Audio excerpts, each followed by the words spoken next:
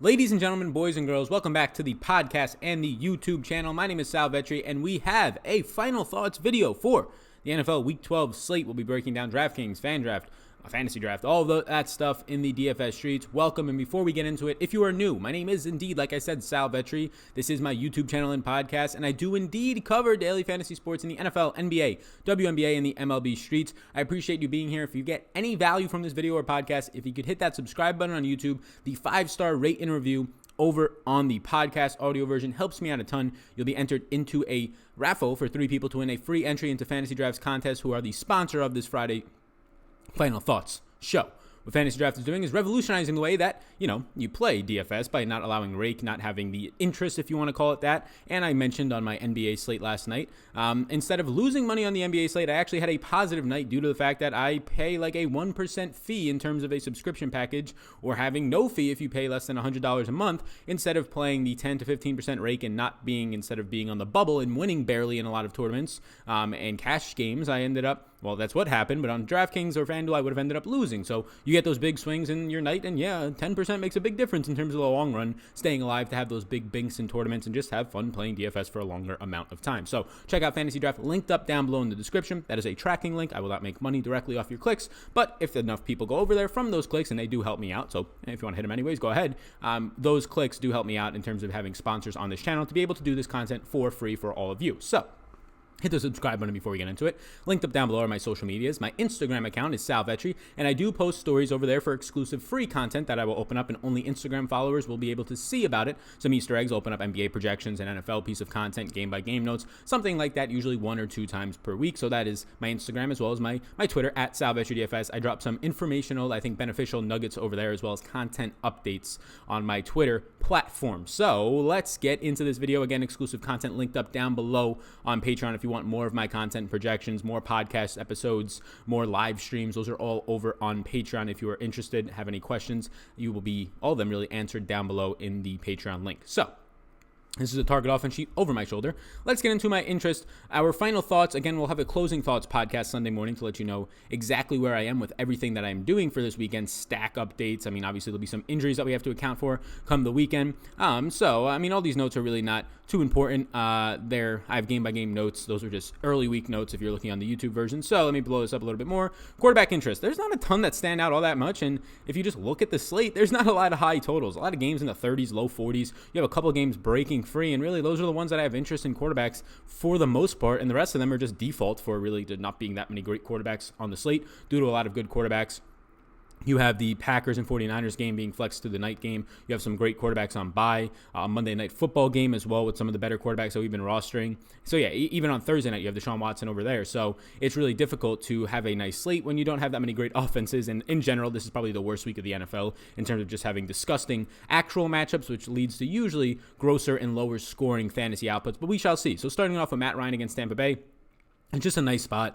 Every single matchup for Matt Ryan's receivers are going to be a positive here, whether it's Julio Jones against Carlton Davis, the best cornerback for Tampa Bay this year, who's hovering around the 100 passer rating himself. Julio Jones should be no match, or Carlton Davis should be no match for Julio Jones. You'll have Calvin Ridley on the opposite side. You'll have Russell Gage in the slot in a very beneficial matchup for his own right, where they're rotating through KZ and Sheffield, Kendall Sheffield and DeMonte KZ rotating into the slot. Either way, both have been pretty atrocious, and you're looking at a Matt Ryan offense that has not had to throw the ball that much the last 2 weeks because they've been leading by 2 to 3 scores, the primary parts, and they've been leading the entire games for the last 2 weeks. So a guy like Russell Gage was only seeing 17 targets, and I say only with an asterisk. If you're averaging about 6 targets per week over the last 3 games, filling in for Mohamed Sanu, just imagine when your team actually has to throw the ball those 40-plus times that Matt Ryan usually does when the game is competitive or they are trailing. They're 4-point favorites here, but more times than not, this game should not be a blowout like the last 2 divisional matchups, but hey, maybe it could be. I don't expect another wonky performance here for this team to get up ahead. Their defense has looked good, but once again, their defense, at least in the secondary, even if the pass rush keeps up, is still pretty shaky. Pass rush will always improve your secondary,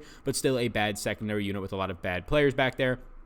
I do think that this overall game will be a 51 game total, the highest on the slate, a nice beneficial spot for fantasy. There is chalk on this slate, but right now Russell Gage is in the single digit in ownership across the industry. I think that's a nice spot at only 3,900 for a guy who should have had a touchdown last week. And honestly, if he catches that touchdown, he's probably like $4,500 this week. So the fact that he lost it going to the ground and it was originally called a touchdown, obviously it wasn't, but it took a review to overturn that. All scoring plays reviewed, as you always hear on these NFL broadcasts. But he would have probably been $4,500 this week. So you're getting a built-in discount because of the ball moving 1 inch and really just moving once it hits the ground. So I think that's a lot of value at that price point. You probably see 7-8 targets out of him if this game stays competitive and they don't have to run the ball as much as they did last week with no really efficiency. So Matt Ryan stands out for all of his matchups. On the opposite side, Jameis Winston also does. The only concern with Jameis is you have just these two highly expensive, Mike Evans and Chris Godwin, both in fine matchups. Isaiah Oliver for Atlanta has been bad all year, but over the last 3 weeks, he's actually improved mightily, but still no match for Mike Evans, in my opinion. Mike Evans has 36 pounds and 4 inches on him. 36 pounds for a guy who has 15 red zone targets this year. Once again, Isaiah Oliver, average at best, has been good as of late, but overall not a great cornerback to scare you away from getting to Mike Evans. And so you have an undersized cornerback against a guy in Mike Evans who sees a ton of red zone targets, sees 37.3% of the teams, or 31.7% of the, oh no, actually it's 34.1, percent of the team's red zone targets. So yeah, that seems very great for Mike Evans' touchdown upside in this one. So when he has a great matchup, Chris Godwin out of the slot is going to have a strong and beneficial matchup after they let Vernon Hargreaves go. Tampa Bay filling in for Vernon Hargreaves is a backup who has not been great this year. After that, it's, do you really trust O.J. Howard to be much of a route runner guy who is continuously put in the doghouse after last week's interception, or really a fumble behind his back turned into an interception? He had 14 targets, a career and record-setting high for a Tampa Bay tight end from Cameron Brate. I don't think that continues. Scotty Miller and Brashad Perriman splitting the wide receiver 3 snaps. It's really just these two guys, so I have interest there. I think they can both be in winning lineups. You look at them, and they're two of the top 5 or 10 fantasy wide receivers in the league, so there's no reason they both can't go off in the same week. They both had nice weeks together, just no ceiling weeks together, but if they each get you 18 to 25 points, I think you'll be okay in terms of being tournament eligible there to win something. That's really it, though. It makes it difficult to go anywhere else in terms of grouping guys together from the same team to get correlations and stacks. Nice matchup, of course. Those are my two main interests. You get Matt Ryan on the top end, Jameis Winston in sort of this mid-range of the 6,200 range, I believe is too cheap for him. Both of them having nice seasons, averaging over 22 fantasy points per game each. The next tier, Russell Wilson at 6,800. I want to put him very close to a no. This Philly secondary over the last month of the season, and really they got 6 weeks ago, Jalen Mills back. But over the last month of the season, they've been a top 10 secondary. Oh my God, no, they're not. Yeah, go look at the numbers. Yes, they are. And they've been 18th overall after an atrocious start. They have Avonte Maddox getting healthier. Ronald Darby has gotten healthier. They've had Sidney Jones back playing very limited snaps, but he's healthier. Everybody's healthy, and the big reason why is Jalen Mills has one of the lowest pass ratings against, 7th best since coming back, I believe 5 or 6 weeks ago against Dallas on that night game. The 7th best cornerback in the league in terms of pass rating. That's very good. So you're going to put him on DK Metcalf, where Mills plays 91% of his snaps on the left side of the field. Metcalf runs 58% of his over there. That's going to probably shut down more times than not Metcalf, who's somewhat of a one-trick pony this year. Tyler Lockett is banged up. He'll come out of the slot in a very good matchup against Avonte Maddox, but he's priced up. You have wide receiver 3 on the outside going to be facing a guy like Ronald Darby, which is a good matchup, but it's David Moore, and I don't really want to get much of that, or Josh Gordon, whoever you think sees the majority of the snaps. I don't really feel confident in either of those guys. And then Jacob Hollister, who's been good at tight end. Well, now you have Ed Dixon coming back, who's going to cut into that. So Russell Wilson's priced up for only having a, right now on this slate, a 23 implied team total. He's the most expensive quarterback. I get that he has rushing upside. I get that he leads the slate in fantasy points per dropback, but he's a little bit overpriced for a sneaky bad matchup, and that's indicated in the team total here in a slower paced game. Right now I have this projected to be the second slowest paced game on the slate, only behind the Jets in Oakland. So I have Russell Wilson as a maybe just because of the lack of talented quarterbacks on the slate, in my opinion, but I'm really probably not going to get there all that much. Just a really tough spot outside of Tyler Lockett, who's priced up. I don't like many of the weapons to pair him with. Drew Brees against Carolina, similar situation here. You have a priced up Michael Thomas, who I in my opinion, if you roster him in tournaments, you're leaving a lot on the table in terms of you can get $1,300 less Julio Jones, who I projected for similar points. You can get $2,000 to $3,000 less receivers who have a really good chance of matching him or outscoring him. So, but even if you want to play him, he's going to be going up against James Bradbury, one of the better cornerbacks, top 10 in the league in terms of passer rating and overall shutdowns. He'll probably shadow him. I don't know if he follows him into the slot. We have really yet to see this from Bradbury this season. He never followed any of the other guys like DJ Shark, who he wasn't shadowing but played on 50+% of the snaps. He doesn't follow them into the slot, and DJ Shark is a guy who runs about a quarter of his routes out of the slot. So I don't know if he follows him there. So if he doesn't, there's upside. But anyways, it's a really difficult matchup for a guy who is still very expensive. We'll get to that when we talk about Michael Thomas. Then you have Alvin Kamara, who I think is in a very nice spot. So those are your two clear stacking options. Jared Cook is overpriced in my opinion. I think he's fine to punt at tight end. I don't really want any of Traquan Smith or Ted Ginn. We saw Ted Ginn catch a short touchdown last week, but as 8.5-point favorites, this just screams against one of the bottom-ranked DVOA run defenses to just run the ball a lot more. And at Drew Brees at a $6,600 price tag, although he's throwing a lot this season, it's a difficult matchup in a spot where his weapons are overpriced, and I think a lot has to go right for them to deliver. Not only for them, but a lot has to go wrong for everybody else on the slate, so he's a secondary interest at best for me.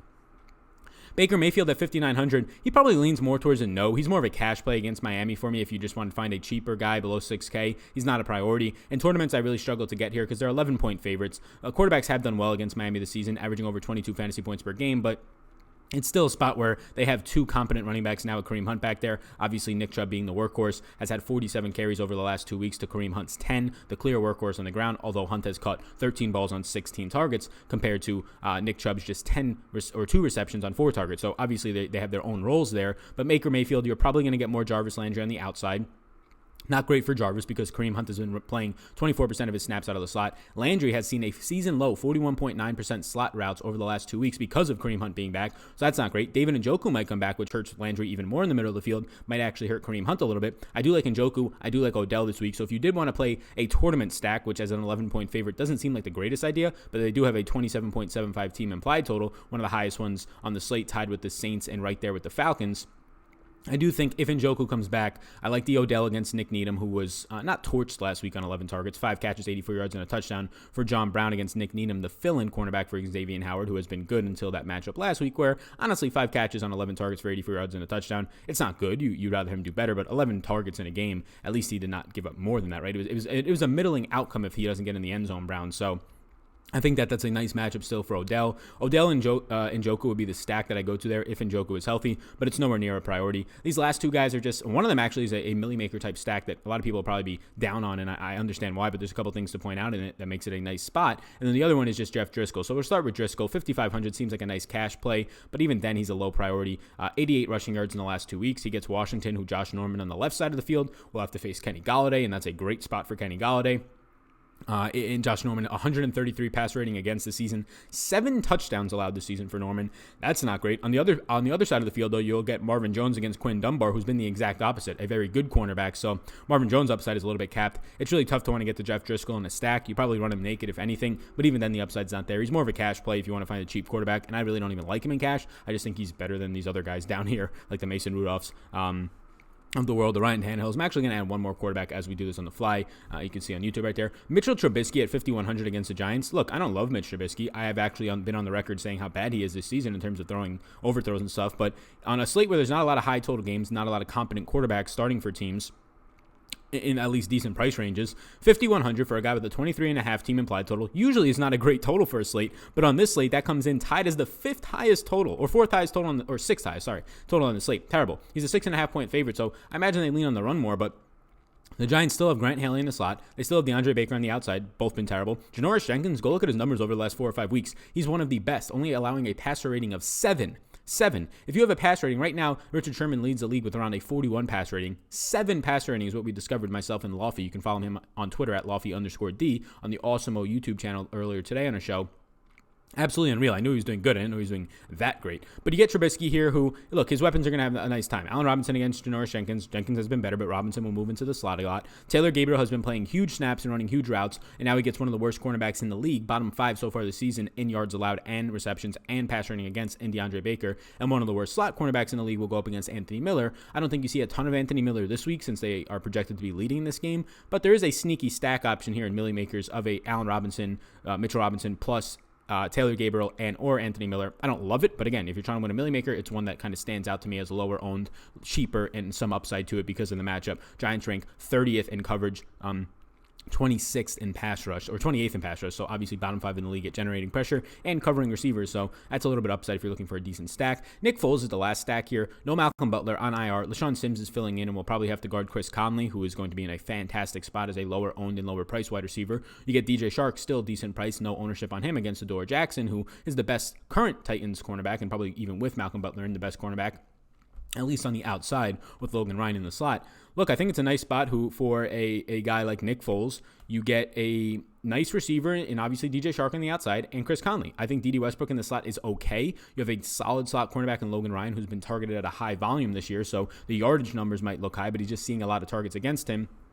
I think in general, you can get to Nick Foles stacks and feel okay. So that was a lot on the quarterback position. Let's get to running back where, honestly, there's not a ton of value. You've probably seen it maybe on some other shows this week. Not really a ton of value on the slate at all. So with that being said, you're going to have just limited options across the board. I don't want to be jamming in cheap or terrible value just for the sake of it. So getting to running back, McCaffrey, once again, he's lower owned. He's less than 10% owned. I'm going to have at least double that, maybe triple, maybe 4 times that.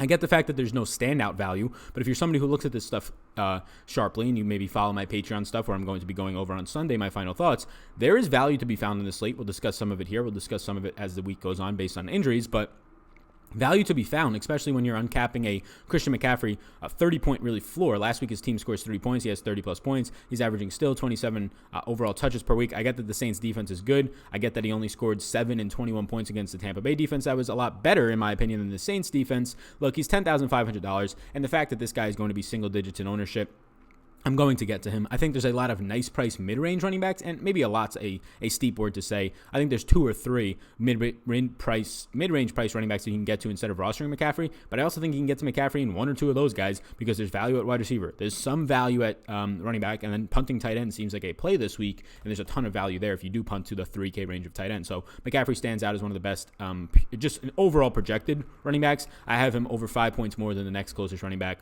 on my board for projections. You can get those over on my Patreon. Alvin Kamara would be that next guy against Carolina. Again, really nice spot for Kamara. Look, I'm projecting this guy to see 14 rush attempts, and in his career, when he plays about 65% of the snaps, and this is the highest team total tied with right now the Falcons on the slate, and another team, he's tied with the Falcons and Cleveland on the slate against Miami.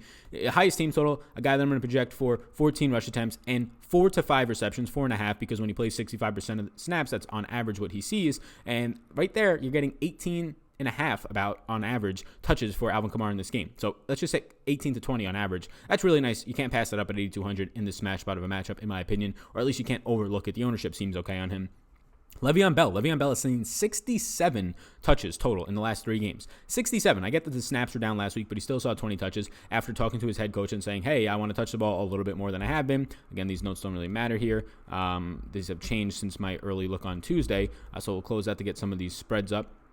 But he said, hey, I want to play a little bit more. Now they're 3-point underdogs against Oakland, who will give up points to the running back position. Really, in a game that is slow pace, it's not fantastic, but he's $6,400. Like, I think Le'Veon Bell is probably easily, at a minimum, $400 to $500 under price, and probably you can argue with me on this slate $1,000. I'm happy that he's not because we're already lacking value. I do like him. Philip Lindsay at $5,200. I'm surprised that he's going overlooked, and I just think people aren't paying close enough attention. He saw 60+% of the snaps last week, and before the game, his head coach and that week said, hey, I want him to touch the ball more. He's going to be our main running back.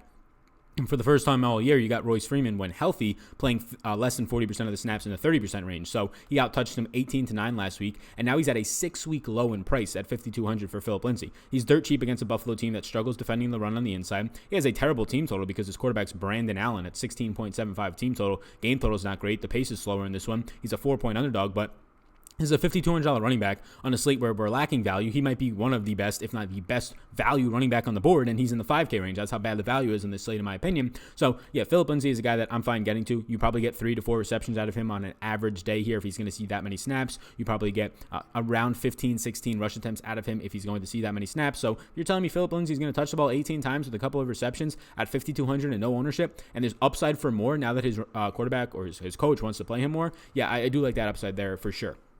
Now, those are my 4 yeses. You can see not a ton of interest overall. I got some maybes on this slate, though. Ezekiel Elliott, $7,500. I don't love it. He's a 6-point underdog going into New England. His team only has a 20 implied team total. It's the fastest projected game on the slate, this Dallas and New England for me. The last game on the main slate at 4 o'clock in New England. It's scary. Like, people think New England's run defense is good. They're not. They don't give up a lot of points to running backs because running backs so far this season are only averaging the second fewest 17.1 rush attempts per game because, while their defense is scoring touchdowns, they're winning the turnover battle and they're leading teams by multiple scores, forcing your running back not to be in the game, right? No rush attempts. So they're not really great against the run. They just limit you from running the ball a lot on them. But they're ranked 29th according to Pro Football Focus in run defense. So this New England scary secondary, which is elite, and decent pass rush, which is good, actually, He's nowhere near as good against the run. So Zeke's is in play because he's cheap, but he's nowhere near a priority. He's probably towards the end of my secondary interest because he is a 6-point underdog, although he will have a pass catching role, maybe catch 4 or 5 passes here. It is scary to pay that tag for a guy who might be scripted out of this one, at least on the ground.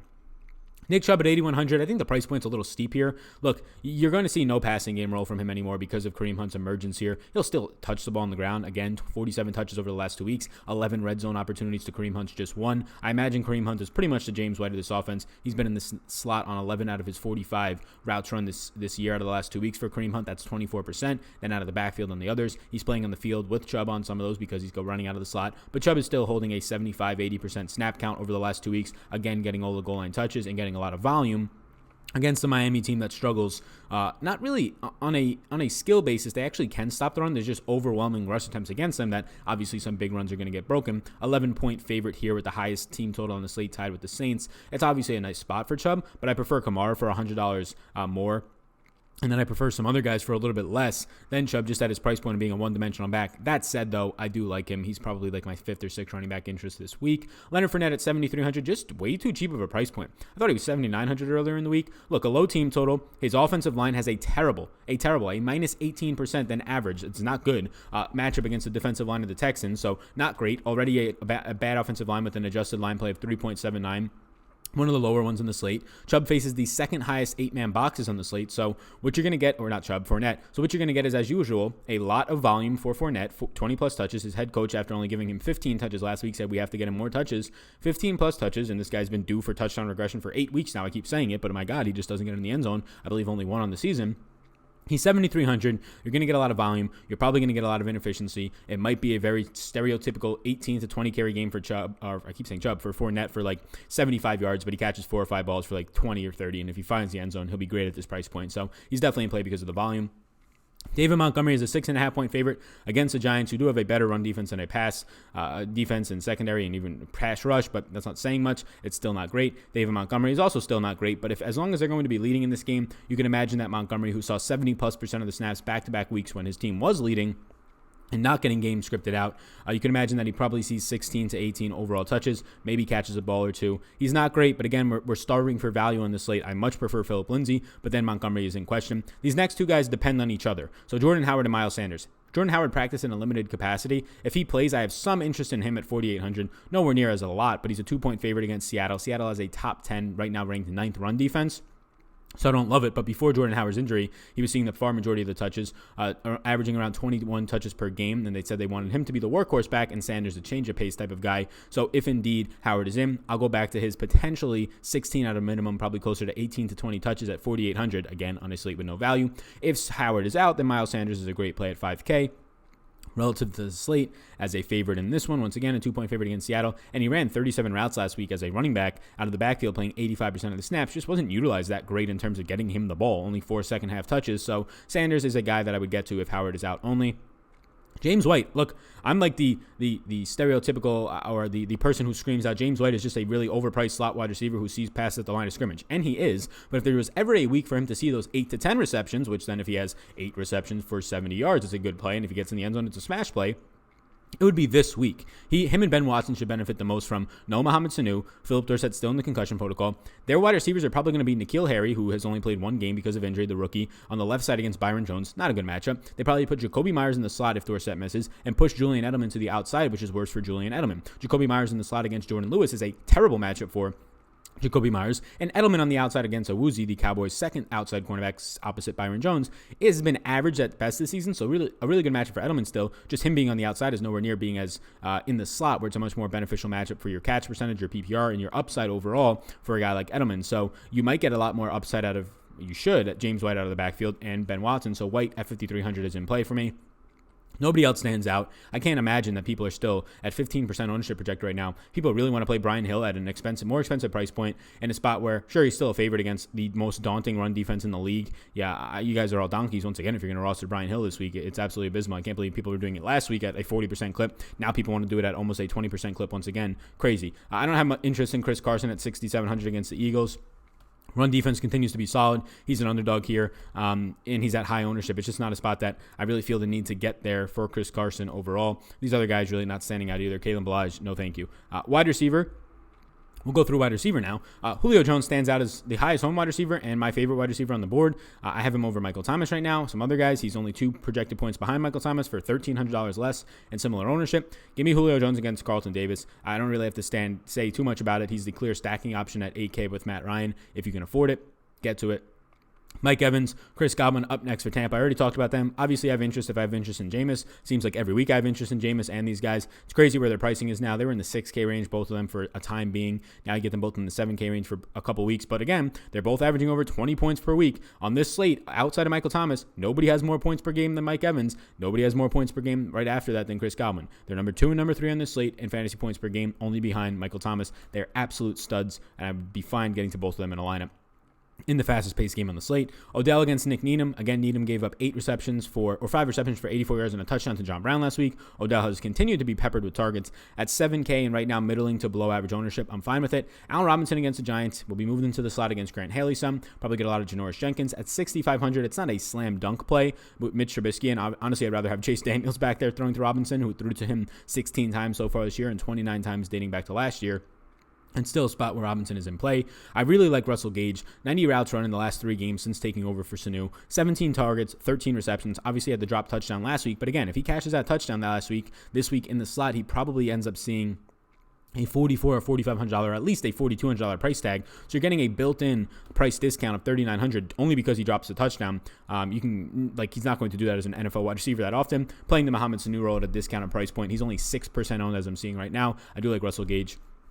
Those are my yeses. They obviously all mainly stem from one game. Julio, Mike Evans, Chris Godwin, Odell, Allen Robinson, Russell Gage. Now my maybes, it's a long list of them, and I like a lot of them, just not as much as those top tier guys. As of right now, again, shooting this at the end of the day on Thursday, Friday morning early. So Michael Thomas, here's the spiel on Michael Thomas. Ready?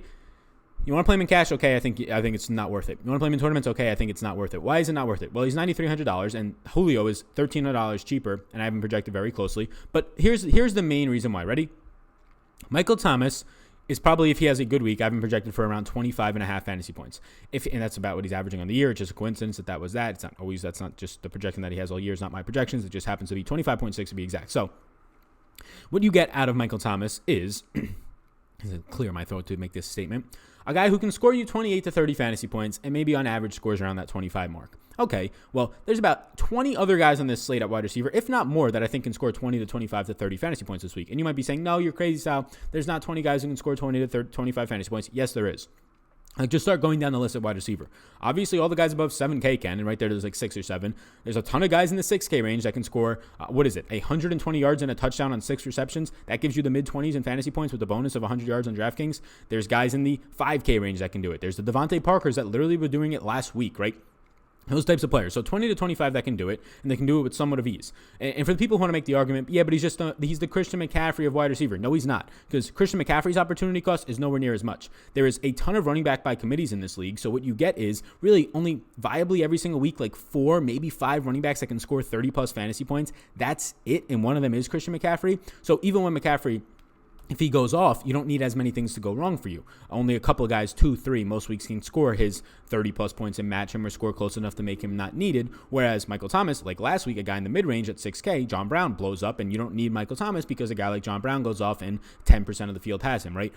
And there's going to be a lot more opportunities because there's not wide receivers by committee. There's guys who have one-on-one matchups and have to beat them, not guys who are only seeing 50% of the snaps, like 70% of the running backs in this league right now, not seeing 70+% of the snaps this season. So yeah, it's a spot where Michael Thomas, I can get a wide receiver for $2,000 less in Godwin or Evans or Julio or Odell Beckham in $2,000, $2,300 less, who in my opinion, ceiling-wise, Michael Thomas's ceiling is probably, in this matchup against Bradbury, around 35 points. I mean, you could say 40 for the mega ceiling, but on average, around 30, 35 points is upper percentile. I think that's the same exact type of ceiling that you get out of Julio, Mike Evans, Chris Godwin, Odell, those types of players for this slate. You could even argue with me. You saw last week Calvin Ridley outscore Michael Thomas, another guy like John Brown at a cheaper price point.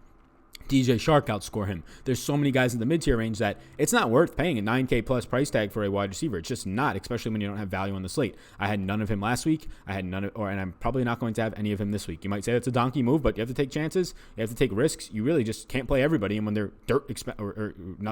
crazy expensive like last week. And once again, $9,300 is still very expensive relative to the other wide receivers and the slate. I probably don't get there.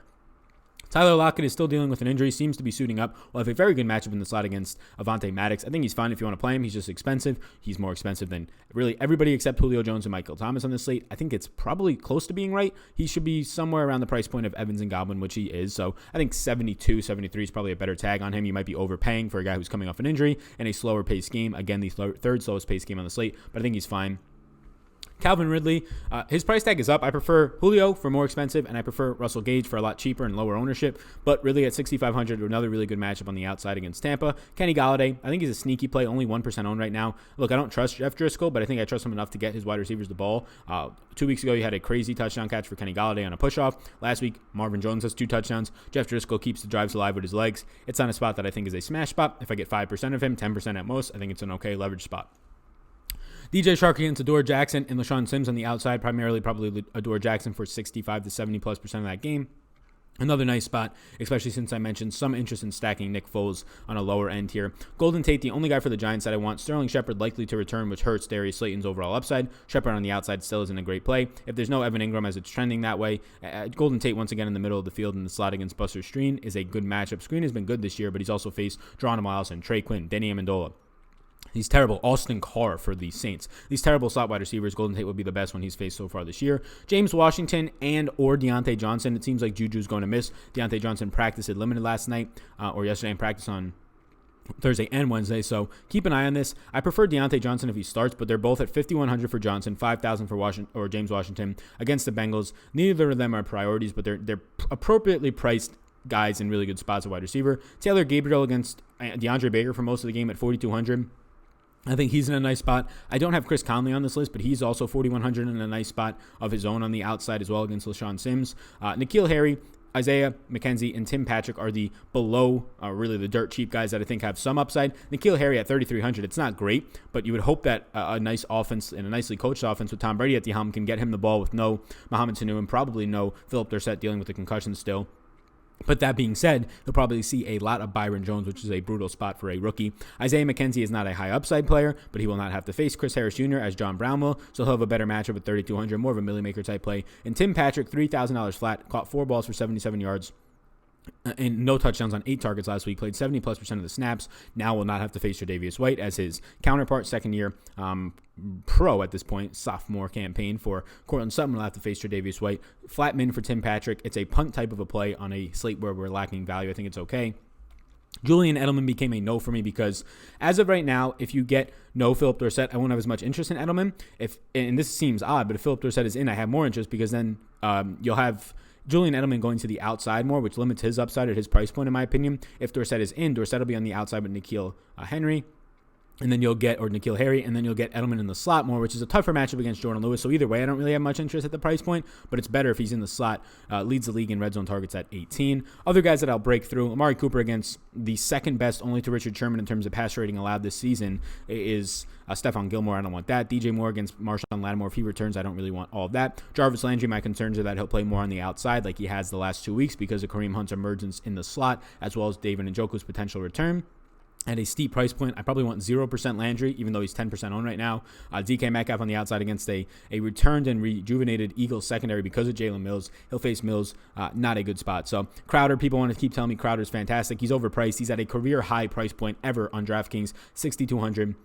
His matchup is okay. Coming in the slot against LaMarcus Joyner, it's actually beneficial. But now he has to score touchdowns. And he has the last 3 weeks. But if you want to bet me right now that Jamison Crowder will score a touchdown this week and every week for the remainder of the year, then I'll take that bet. I'll put as much money as you want. Every single week for the rest of the year, if you want to bet that he'll score a touchdown, I've decided that says no, I'll make that bet right now. So one of these weeks he's not going to do it. And if you're paying top dollar for Jamison Crowder's 5-catch, 45, 50-yard day with no touchdown, yeah, you're going to land flat on your face. So 3 straight weeks of a touchdown. It does not seem like he's going to continue this streak for the rest of the year. I'd say this week is the week that it probably ends. If for some reason Juju does play, I do have interest in Juju at $6,000 flat, but it seems like he's leaning towards not playing. No other interest. Tyrell Williams is going to have a nice matchup against Darrell Roberts, but he just does not get enough volume. He's a nice GPP dart throw. Curtis Samuel, I think, is a very bad fantasy receiver who sees 3 to 4 receptions a week, and if it's not a deep touchdown, similar to guys like Tyrell Williams, it's kind of boom or bust, and he really does not have as much boom upside in this offense with Kyle Allen leading it this season. Darius Slayton loses a lot of volume because of Sterling Shepard's return, but he'll still have a nice matchup on the outside overall. He won't get Prince Amukamara, who will be on Sterling Shepard. He'll have a nice matchup as the secondary cornerback will be on him, but still not enough volume now for me. I don't want anything attached to Cincinnati's offense, even at a nice price point for Tyler Boyd. You're lucky. 3.8 yards per attempt for Ryan Finley last week is just atrocious. Robbie Anderson, not the week that I want to get to him. His role in this offense has really been hurt. You have Jamison Crowder emerging as Darnold's favorite target, as many slot receivers have for Darnold and Adam Gase in both of their tenures, even dating back to college for Darnold, where he had Juju Smith-Schuster. But now you have a spot where Le'Veon Bell's reemergence in the offense. Ryan Griffin's been used heavily in this offense, and even Demaryius Thomas has been used more than Robbie Anderson. So yeah, Anderson's overall upside, even as the price point stays in the 4K range, is not there for me. I think Devontae Parker is at least worth a mention.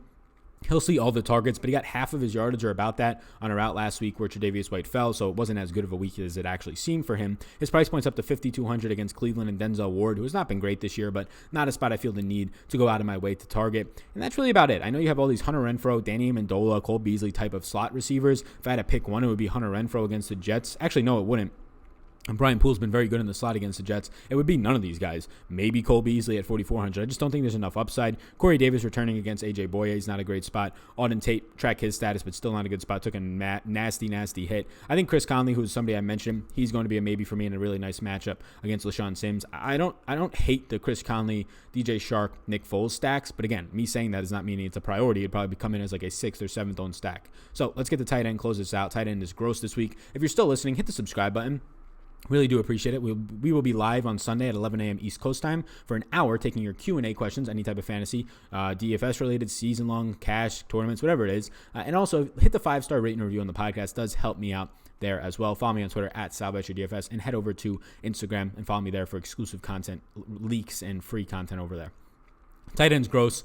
You're either paying up for Zach Ertz, in my opinion, or maybe Darren Waller in a more difficult matchup against the Jets and Jamal Adams in the secondary, or you're just punting the position naturally. There's just no other tight ends. Evan Ingram's dealing with an injury. Not sure if he'll suit up. I currently have him as out, and Delaney Walker is scheduled to return, but even before he got hurt, and these are just the injuries, even before he got hurt, he was not being used as much because Jonnu Smith and this team wants to run a lot. They've been going very much run heavy, and Jonnu Smith is the better run-blocking tight end. So Zach Ertz at the top end, 6K.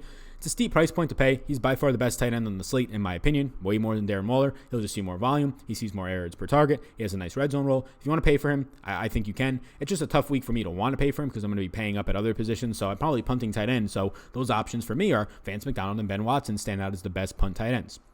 Vance McDonald is picking up ownership at 10%, but not a ton. It's nothing crazy. You're probably going to have no Connor. You're probably going to have no Juju. Deontay Johnson has been practicing, limited to track his status, but the bigger news is no Connor and no Juju. Juju in the middle of the field and short part of the field. Connor in the middle of the field and the short part of the field. McDonald's going to have to pick up some of the work against a very bad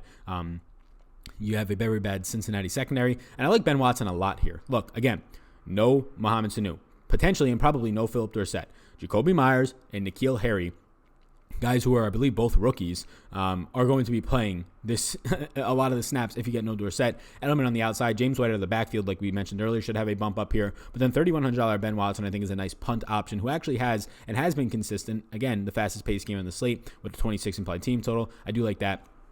And then just a bunch of secondary options. Darren Waller, I think he sees an overall boost here. I don't think they run as much, and this should be another one we didn't talk about, Josh Jacobs. I don't think they run as much against the top 10 ranked Jets run defense. It's just a really bad offensive line run advantage for Josh Jacobs in this team. So I think they pass a little bit more, which helps Darren Waller's upside. Maybe sees 7-8 targets in this one. His targets have come down as of late, and it's a tough matchup in the secondary, so the volume might balance itself out with the matchup. Not as interested in him as Zach Ertz if you're paying up. Ryan Griffin, a lot of people might like him. He's still coming in low owned. But look, I think he's in play because he's $4,200, but the price point's up. In a beneficial matchup against Oakland, slowest pace game on the slate, though, price point is up here. And the big concern for me in terms of this price point is, okay, well, the price point is up, but what's scary is he had a very good game, 2 touchdowns on 4 targets 3 weeks ago. He had a 5-catch on 5-target touchdown game last week. He's relying on very little targets down the field, too, so it's not even like he's just catching him at the line of scrimmage, and he has a crazy high catch percentage. So I think those things start to go down for you, and you don't get that much efficiency. And now he's at a top-end price tag in terms of his season pricing. So I don't have as much interest in Ryan Griffin this week. I still think he's in play. Greg Olsen against New Orleans, he's just kind of there at $4,100. He can go out there and get you 15 points. He can get you 7. He's just a punt tight end. In the 3K range, David Njoku will become a yes for me, and I'll make him a yes right now, actually. if indeed he suits up. He's just a guy who will have no ownership. He's performing very well this season. They were utilizing him perfectly how you want a tight end to be utilized, out of the slot, out wide, not really blocking all that much, and that's what you want. A tight end who's 3,500 acting as a slot wide receiver and a big red zone threat. If he suits up, I'll have a lot of interest in him at virtually no ownership. Mike Gesicki is another punt option. Played a career high in snaps last week. Not a ton of interest overall in him. Really, I rank this right now for me. Zach Ertz, Vance McDonald, Ben Watson, and Njoku. Njoku probably leaps Ben Watson and maybe even Vance McDonald. We just don't know the health, so it makes it foggy to really trust it. The secondary punt tight ends, I would rank it Darren Waller, Greg Olsen, Ryan Griffin, and Mike Gesicki. So that is it, gang. Be sure to check out Fantasy Draft. Again, linked up down below in this podcast and or YouTube channel. Be sure to follow me on Instagram, Sal Vetri, for some stories where I'll release content for free over on Patreon. Only Instagram following will know about it here and there. And on Twitter, at Sal Vetri DFS. Hit the subscribe button before you go. I'll beg you one last time. Hit the 5-star rate and leave a review. Say a couple words, whatever you think is nice. If you have Fantasy Draft, you can leave your handle there for a chance to win a free ticket into their contest this upcoming weekend.